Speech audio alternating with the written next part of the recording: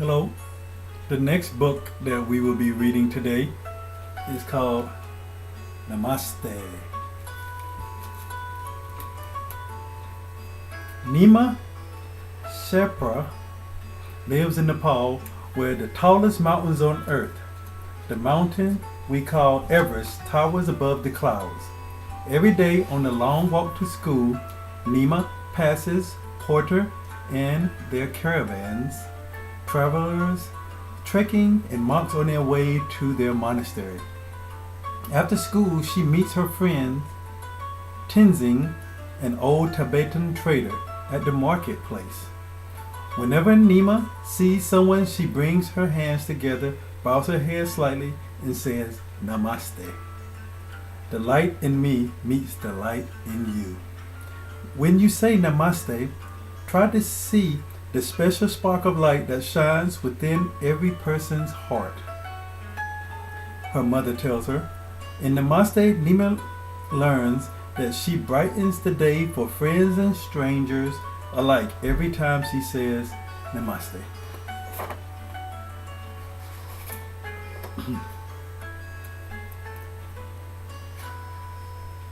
Nima Sherpa lives at the top of the world, where the tallest mountain on earth, Chomolungma, towers above the cloud. On the roof of Nima's house, yellow, green, red, white, and blue prayer flags flutter and flap in the early morning winds. Down the hillside, the Milk River rushes white with cold.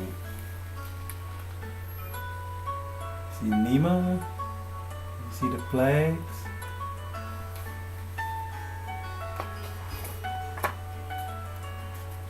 Every year, Nima's father leaves home to work as a mountain guide. Although he is gone just a few weeks, for Nima it feels as if a whole year passes before he returns. While he is away, Nima misses her father's stories of the magical mountains of Nepal. You see Nima and her father? And he's telling the stories.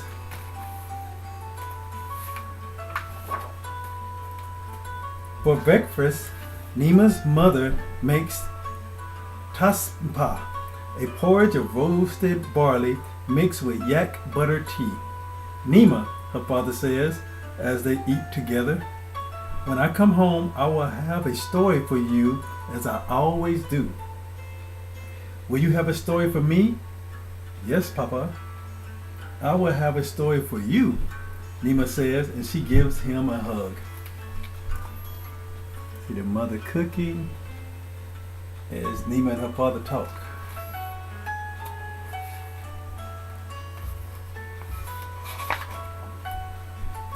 Nima and her mother light some incense and offer blessings for her father's journey. Although he always knows when a storm is coming, even before the dark clouds begin to gather, and he never gets lost. Nima prays to the tiger riding goddess to keep her father safe. Nima's family is praying for his safe return from the goddess who rides the tiger.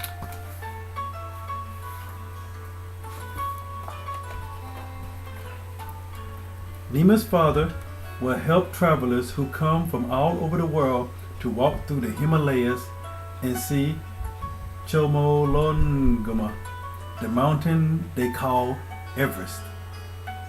One day, Nina hopes to join her father on one of his treks. Before he sets off, Nima's father prays as he tosses a handful of rice toward the mountains. Nima's mother gently places a kacha around his neck for good luck.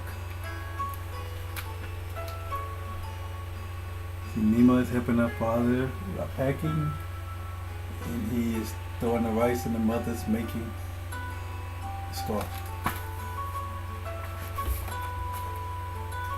Then Nima gets ready for the long walk to the market village where she goes to school. Every day, she passes dozens of people on her way. When she sees them, she brings her hands together, with her fingers almost touching her chin, bows her head slightly and says, Namaste. Namaste means the light in me meets the light in you. Nina's mother tells her, when you say Namaste, try to see the special spark of light that shines within every person's heart. See, Nima's mother kind of showing her about how to say Namaste.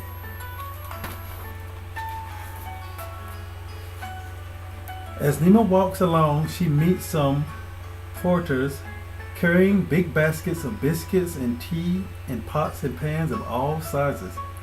She remembers her father's stories about helping people. Maybe the story she will tell him will be about how she helped others too. But Nima is too little to carry such a heavy load. Can she find another way to help them? Nina calls out, Namaste. The porters are very tired, but when they see Nima, each one smiles and returns her greeting, Namaste. You see us? She's saying Namaste, and then they say Namaste.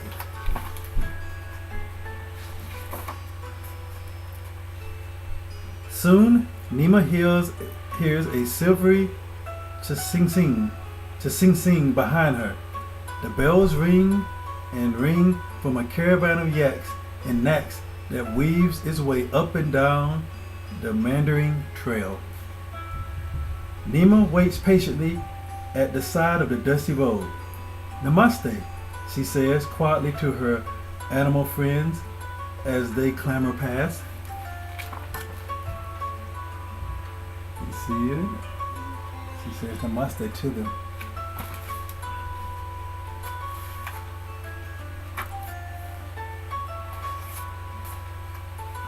As Nima skips along, she sees a group of travelers looking at a stupa by the side of the road. She wonders how she can help them. She doesn't understand what they are saying, so she simply greets them with Namaste. The travelers smile at Nima and bring their hands together and bow their heads, just as she does. Namaste, they all say together.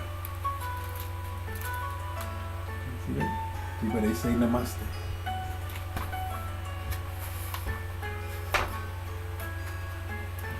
After school, Nima sees her father's friend Tenzing, a Tibetan trader. He is sitting in the marketplace among the other traders who have walked many weeks over the high mountains to sell and trade their salt and butter and jewelry and fabrics and other wares. Tenzing trades his carved bone bowls for some jars filled with honey. Namaste, Nima shouts. Tenzing smiles, breaks across his broad face like the rays of the sun streaming through a cloud. Namaste, he says. You see the people coming to Tenzing.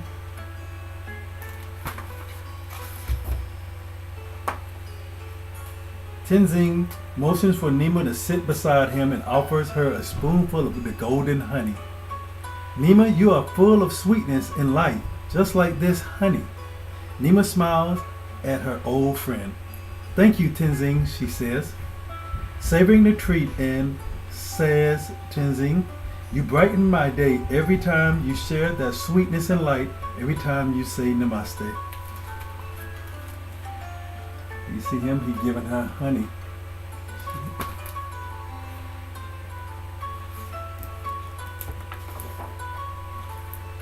On her way home, Nima shares her sweetness and light with every Namaste. She says, with monks on their way to their monasteries, with porters carrying their goods to market, with travelers trekking to their next lodge, and students walking home from school. Nima remembers her mother's words and sees a spark of light shine in each one who returns her greeting. You see Nima saying Namaste to the monks.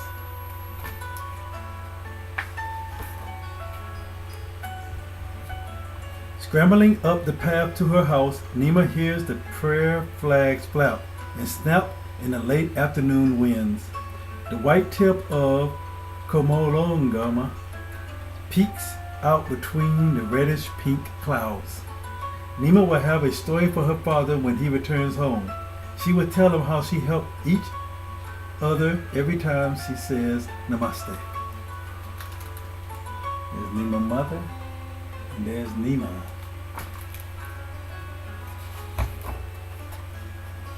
The light in me meets the light in you.